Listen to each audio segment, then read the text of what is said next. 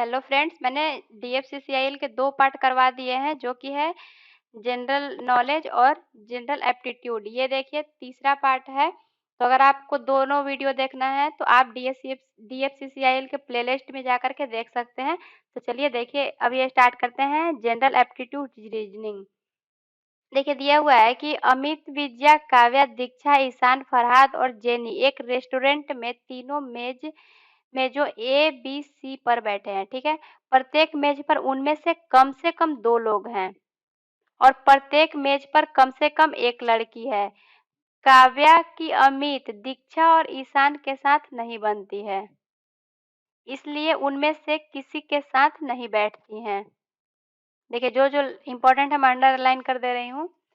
फरहाद और विजया सबसे अच्छे मित्र हैं, इसलिए साथ में बैठते हैं, ठीक है। अमित मेज ए पर बैठा है और जेनी मेज सी पर बैठी है। तो पूछ रहा है कि जेनी किसके साथ बैठा है, वो लड़का या लड़की कोई भी हो सकता है। तो देखिए 3 मेज दिया है, ए, बी और सी, ठीक है।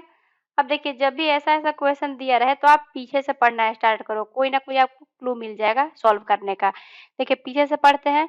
तो देखिए दिया है कि अमित ए मेज पर बैठा है। मान लीजिए कि अमित को हमने मेज ए पर बैठा दिया, ठीक है। और बोला है कि जेनी मेज सी पर बैठी है, तो यहाँ पे बैठ गई जेनी। फिर देखिए बोला है कि फरहाद और विजया अच्छे मित्र है, इसलिए वो एक साथ बैठते हैं। फरहाद और विजया साथ में बैठते हैं, तो वो लोग तीनों में से कोई भी टेबल बैठ सकते हैं, इस पे या फिर इस पे। तो मान लीजिए कि हम लोग इस पे बैठा देते हैं फरहाद और विजया को। आप तीनों में से किसी पे बैठा सकते हैं, बट हम लोग एक कंडीशन लेकर के चलते हैं कि इस पे बैठा दिए हम लोग, ठीक है। अब देखिए बोला है कि देखिए यहाँ पे कि उनमें से कम 2 लोग तो एक मेज पर बैठे हैं और कम से कम एक लड़की होनी चाहिए। मतलब तीनों में से ज़्यादा कि 2 भी लड़की भी हो सकती है, बट कम से कम एक बैठनी ही चाहिए। इस पे तो आ गई जेनी, इस पे आ गई विद्या। अब बची कौन? दीक्षा और काव्या बची है। तो देखिए यहाँ पे साफ-साफ लिखा हुआ है कि काव्या अमित के साथ नहीं बैठती है, क्योंकि दोनों का पटता नहीं है। तो काव्या इस पे बैठ सकती है, बी पे या फिर सी पे। तो मान के चलिए काव्या को हम लोग सी पे बैठा दिए, ठीक है। ये हम लोग कंडीशन बस मान रहे हैं। अगर सही हो जाएगा तो ठीक, नहीं तो फिर दूसरा चेंज करके अलग-अलग स्थान परिवर्तन करके फिर से बैठा करके देखेंगे। और बोल रहा है कि दीक्षा और ईशान साथ नहीं बैठते हैं। तो दीक्षा और ईशान साथ नहीं बैठते हैं और तीनों पे एक-एक लड़की होनी ही चाहिए। तो यहाँ पे मान लीजिए कि इन दोनों पे विजया आ गई, लड़की में एक काव्या आ गई, अब बची है दीक्षा। तो मान लीजिए कि दीक्षा यहाँ पे बैठ गई, ठीक है। अब बोला है साफ-साफ कि दीक्षा ईशान के साथ नहीं बैठती है, तो मान लीजिए कि ईशान को हम लोग फरहाद और विजया के साथ बैठा दिए हैं इस पे। देखिए 1, 2, 3, 4, 5, 6, 7 लोग थे। 1, 2, 3, 4, 5, 6, 7 लोगों को हमने बैठा दिया। अब देखिए पूछा है कि जेनी किसके साथ बैठा है या बैठी है। तो देखिए यहाँ पे जेनी के साथ कौन बैठी है? काव्या बैठी है, तो यहाँ से ऑप्शन बी राइट हो जाएगा। अब देखिए बोला है कि सेकंड क्वेश्चन है, नीचे दी गई श्रृंखला में से असंगत की पहचान करें। देखिए आप देखोगे सारे ये न्यून कोण है। न्यून कोण क्या होते हैं? जो 90 डिग्री से कम रहते हैं। देखिए ये भी न्यून कोण है, इसमें भी न्यून कोण है। देखिए इसमें अधिक कोण है, 90 डिग्री से क्या है? अधिक है। तो ये भी न्यून कोण है, तो इसमें से 3 ये ऑप्शन ए राइट हो जाएगा। अब देखिए बोला है कि प्लस का मतलब डिवाइड है और डिवाइड का मतलब माइनस है, माइनस का मतलब मल्टीप्लाई है और मल्टीप्लाई का मतलब प्लस है। तो इसको सॉल्व करना है। देखिए मल्टीप्लाई का मतलब क्या है? प्लस। प्लस का मतलब क्या है? डिवाइड। और डिवाइड का मतलब क्या है? माइनस। माइनस का मतलब क्या है? मल्टीप्लाई। तो बोल रहा है इसके इक्वल क्या होगा? देखिए आप लोगों ने ऐसा पढ़ा होगा बोर्ड मास का रूल। तो सबसे पहले इसमें से क्या करेंगे? ब्रैकेट तो है नहीं, ऑफ नहीं है, मल्टीप्लिकेशन, एडिशन, फिर सब्ट्रैक्शन करेंगे। देखिए इसमें सबसे पहले हम लोग डिवीजन करते हैं। तो 6 प्लस 4 दूनी के 8 हो जाएगा। उसके बाद मल्टीप्लिकेशन करते हैं तो ये 2 हो जाएगा।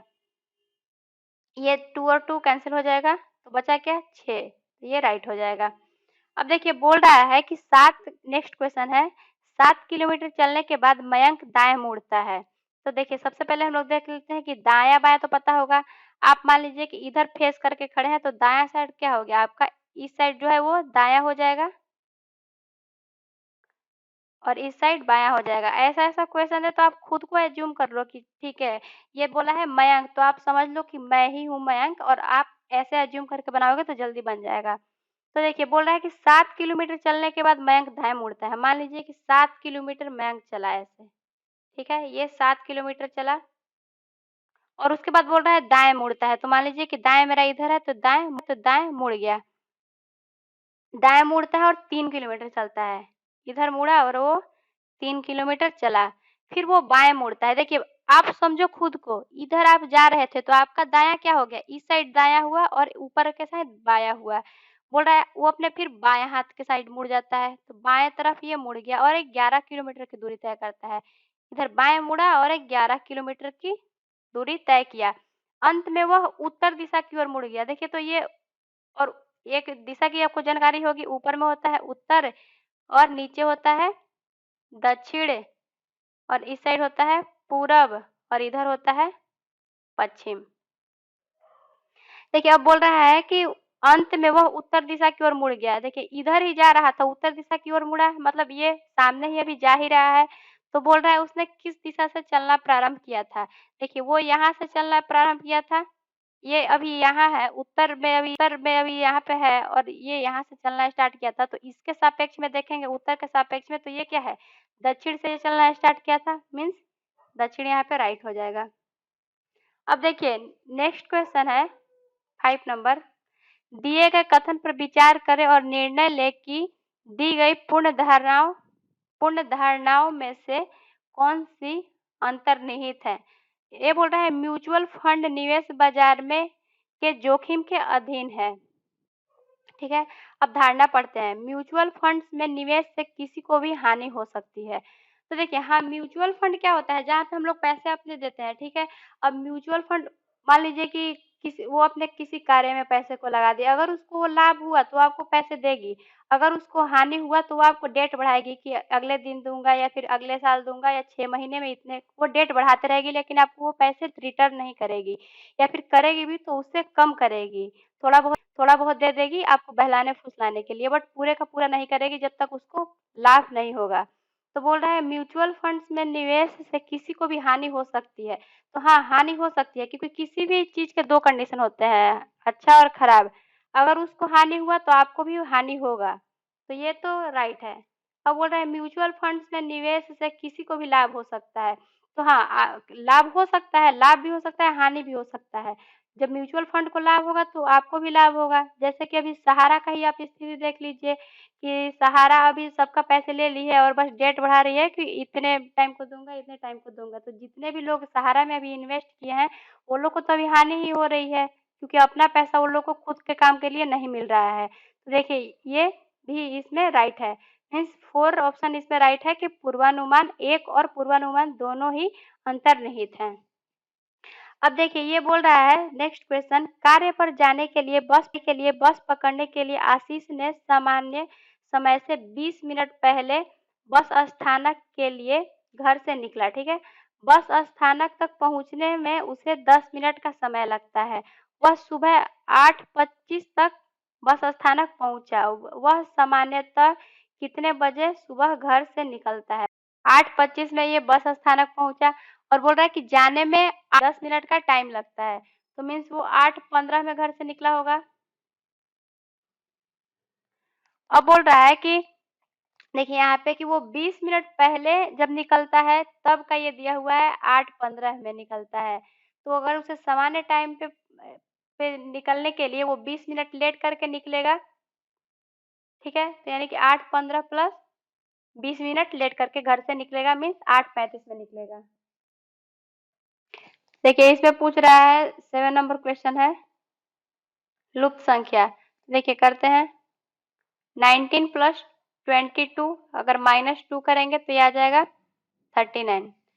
उसी तरीके से ये 29 प्लस 34 -2 करेंगे तो आ जाएगा ये 61।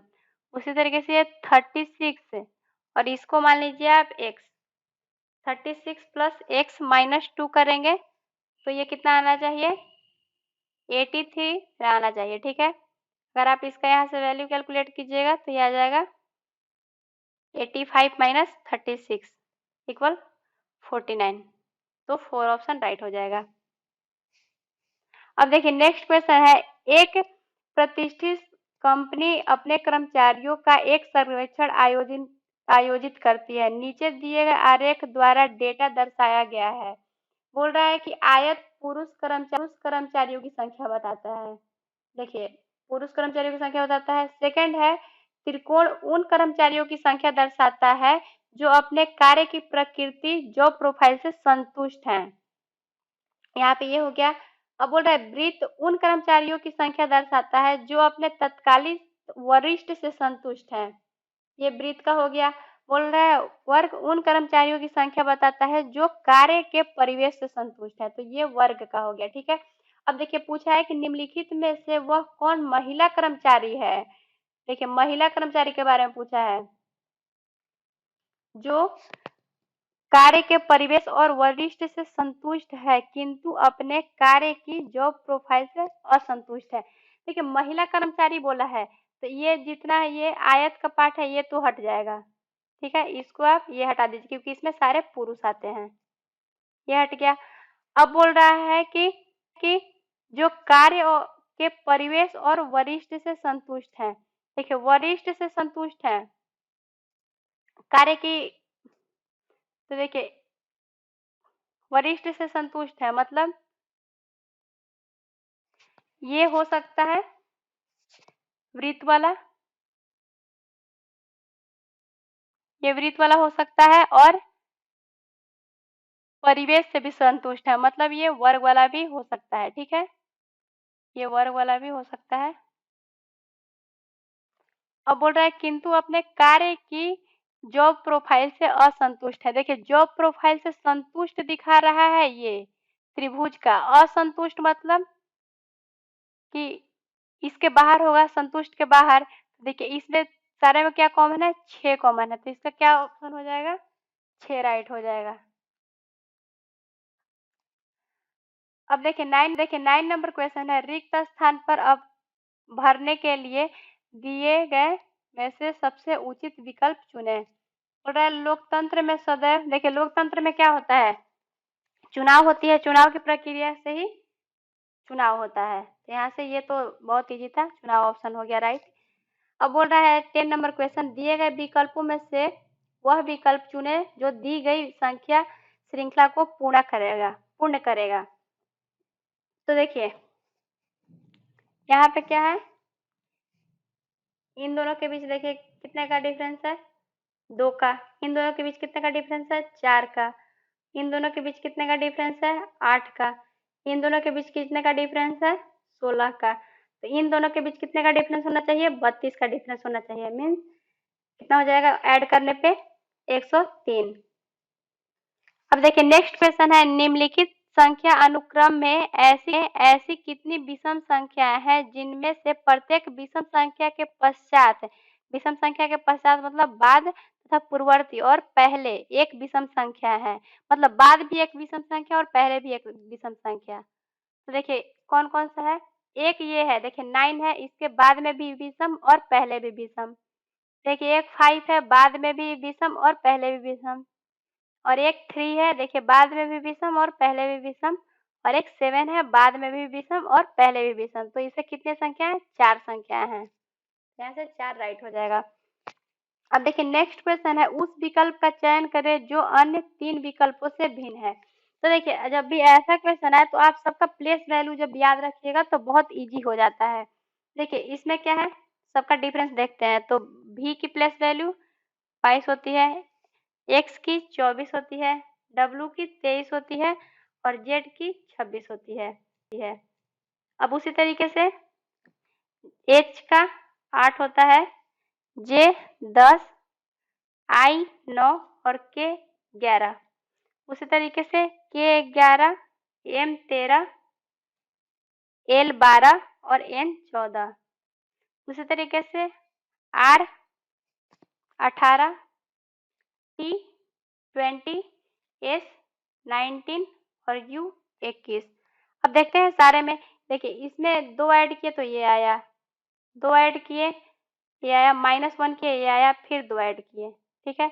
इसमें भी 2 ऐड किए, फिर -1 किए, 2 ऐड किए तो आ गया। इसमें भी 8 2 10, 2 ऐड किए, फिर -1 किए तो 9 आया, और फिर 2 ऐड किए तो 11 आ गया। अब इसमें देखिए ऊपर वाले में कि 2 ऐड किए तो 24 आया, इतना तक ठीक है, और 1 माइनस किए तो ये भी ठीक है, 23 आ गया। अब देखिए इसमें सारे में 2 ऐड कर रहा था, बट इसमें कितना ऐड किया है, +3 इसमें ऐड किया है। देखिए इसमें +3 ऐड कर दिया है, तब 26 मिला है, मीन्स ये ऑप्शन इसमें से विषम है। अब देखिए नेक्स्ट क्वेश्चन है, एक प्रतिष्ठित कंपनी अपने कर्मचारियों का एक सर्वेक्षण आयोजित करती है, नीचे दिए गए आरेख द्वारा डेटा दर्शाया गया है। बोला है कि आयत पुरुष कर्मचारियों की संख्या दर्शाता है, ठीक है, ये हो गया। अब बोल रहा है त्रिकोण उन कर्मचारियों की संख्या दर्शाता है जो अपने कार्य की प्रकृति जॉब प्रोफाइल से संतुष्ट हैं। तो ये संतुष्ट के लिए आ गया। बोल रहा है वृत्त उन कर्मचारियों की संख्या दर्शाता है जो अपने तत्कालिक वरिष्ठ से संतुष्ट हैं, ये आ गया वृत्त के लिए। अब बोल रहा है वर्ग उन कर्मचारियों की संख्या दर्शाता है जो अपने कार्य परिवेश से संतुष्ट हैं, तो ये आ गया, ठीक है। अब बोल रहा है निम्नलिखित में से कौन सा पुरुष कर्मचारी है जो कार्य परिवेश से संतुष्ट है किंतु अपने कार्य प्रकृति और वरिष्ठ से असंतुष्ट है। तो देखिए पुरुष कर्मचारी है, मीन्स ये आयत वाला तो पार्ट रहेगा इस बार, ये इस बार रहेगा। अब बोल रहा है कि जो अपने कार्य परिवेश से संतुष्ट है, तो देखिए कार्य परिवेश से संतुष्ट है, मीन्स ये वर्ग वाला भी रहेगा, ठीक है। अब बोल रहा है कि किंतु अपने कार्य की प्रकृति, तो कार्य की प्रकृति ये है, और वरिष्ठ से असंतुष्ट है। तो देखिए ये तो संतुष्ट वाला था, तो असंतुष्ट होगा, मीन्स ये त्रिभुज के बाहर वाला होगा, मीन्स त्रिभुज में जितने आएंगे वो हट जाएंगे। और बोल रहा है कि वरिष्ठ से भी असंतुष्ट, तो वरिष्ठ ये वृत्त को दर्शा रहा है, मीन्स इससे भी असंतुष्ट है, तो इसके अंदर वाला सारा हट जाएगा। तो यहाँ से देखिए ये कौन सा हो जाएगा, 2 आ रहा है, तो देखिए यहाँ से ये 2 राइट हो गया। अब देखिए नेक्स्ट क्वेश्चन है कि गायत्री कहती है यदि फरहान मुझे 30 रुपए देता है तो उसके पास शहजाद के पास जितना है उसका आधा हो जाएगा, किंतु यदि शहजाद मुझे 30 रुपए देता है तो हम तीनों के पास बराबर राशि हो जाएगी, तो शहजाद के पास कुल कितनी धनराशि है। देखिए मान लीजिए कि गायत्री को हम लोग x मानते हैं, फरहान को y और शहजाद को z। अब बोल रहा है कि गायत्री बोलती है कि फरहान मुझे 30 रुपए देता है, मतलब गायत्री के पास x + 30 हो गए, और फरहान के पास y - 30 हो गए, ठीक है। देखिए अब बोल रहा है कि तो उसके पास शहजाद के पास जितना है उसका आधा हो जाता है, मतलब जो फरहान के पास है तो शहजाद के पास जितना है उसका आधा हो जाता है, ये मान लीजिए कि इक्वेशन फर्स्ट, ठीक है। अब देखिए आगे क्या बोल रहा है कि यदि शहजाद मुझे 30 रुपए देता है तो गायत्री के पास x + 30 और फरहान के पास तो जितने हैं उतने ही अभी रहेंगे, क्योंकि फरहान के बारे में कुछ बोला नहीं है। बोल रहा है कि शहजाद देता है तो शहजाद के पास कितना हो जाएगा, z - 30। तो बोल रहा है कि हम तीनों के पास बराबर राशि होगी, बोल रहा है कि तब तीनों के पास क्या होगी, बराबर राशि होगी। तो देखिए अब यहाँ से क्या कीजिए, इतना में हम लोग वैल्यू पुट कर देते हैं। देखिए यहाँ पे y की वैल्यू पुट करते हैं तो कितना हो जाएगा, y का वैल्यू है z - 30 और इक्वल है z/2, ये हो जाएगा z - z/2 इक्वल 60 है। तो यहाँ से हो जाएगा z/2 इक्वल 60, तो यहाँ से z की वैल्यू कितनी हो जाएगी, 60 दूनी 120, मीन्स शहजाद के पास कुल 120 राशि थी। अब देखिए बोल रहा है which letter is midway between the 15th letter from left and 10th letter from the right in the English alphabet series. तो देखिए बोल रहा है कि 15 लेटर फ्रॉम लेफ्ट, लेफ्ट मतलब क्या कि आगे से स्टार्ट कर रहा है, और बोल रहा है 10th letter from the right end. देखिए इन दोनों में ये समझने वाली बात है। बोल रहा है कि तो उनके बिटवीन पूछ रहा है, मतलब 15 के बाद, तो 15 के बाद क्या आता है 16। ये बोल रहा है 15वें नंबर के बाद, तो यानी कि 16 का बात कर रहा है। और बोल रहा है कि 10th letter from right in.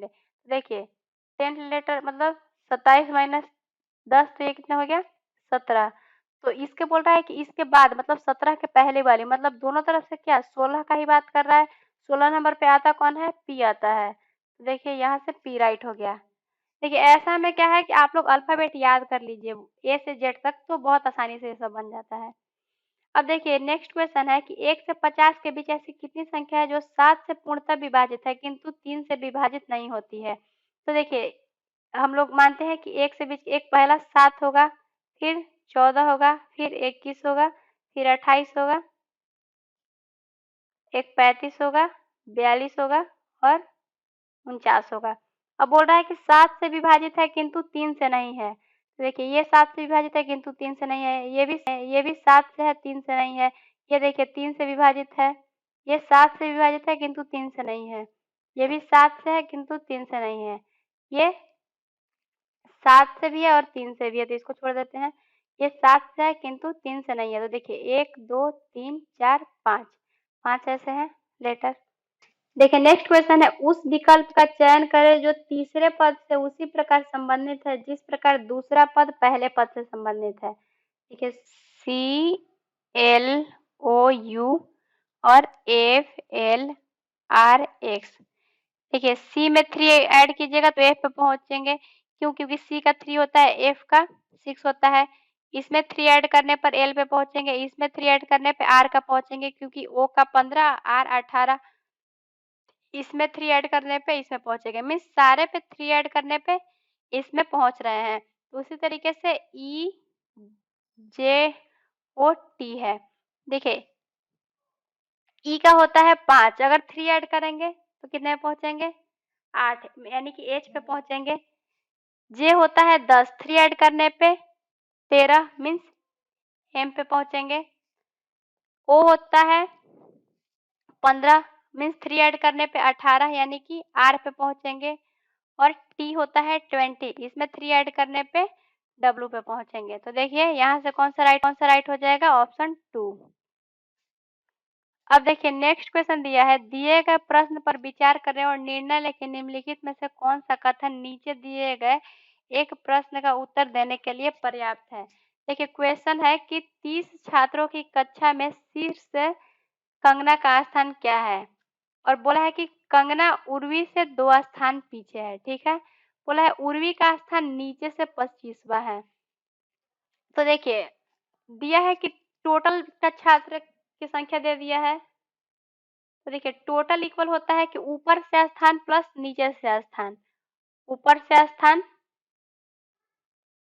Plus नीचे से स्थान -1, या फिर लेफ्ट प्लस राइट -1। टोटल का दे दिया है 30। और देखिए हम लोग उर्वी का लेकर के चलते हैं, क्योंकि अगर उर्वी का पता चल जाएगा तो कंगना का पता चल जाएगा, क्योंकि उर्वी से वो 2 स्थान पीछे है। तो वो टोटल का दिया है 30 और उर्वी का स्थान नीचे से 25वां है। ऊपर से मान लीजिए कि x है और नीचे से दिया है 25वां, तो हो जाएगा -1। तो देखिए यहाँ से क्या आ गया, x का वैल्यू 6, मतलब उर्वी का स्थान ऊपर से छठा है। अब उर्वी का स्थान ऊपर से छठा पहुंच गया, मतलब उर्वी का स्थान तो मेरे को मालूम चल गया। अब बोल रहा है कि कंगना उर्वी से 2 स्थान पीछे है, तो जब कंगना 2 स्थान पीछे है, उर्वी छठा पे है, तो कंगना चौथे पे होगी। मतलब दोनों की हमको जरूरत पड़ी, कथन ए और बी दोनों की जरूरत पड़ी, मतलब सी ऑप्शन राइट हो गया। कथन 1 और 2 दोनों ही एक साथ पर्याप्त है, दोनों में से कोई एक नहीं रहेगा तो हम लोग नहीं ज्ञात कर पाएंगे वैल्यू। तो देखिए आज के लिए इतना ही था। आगे का जो सेक्शन है साइंस सेक्शन, ये मैं नेक्स्ट वीडियो में करवाऊंगी। वीडियो देखने के लिए बहुत बहुत धन्यवाद। अगर कोई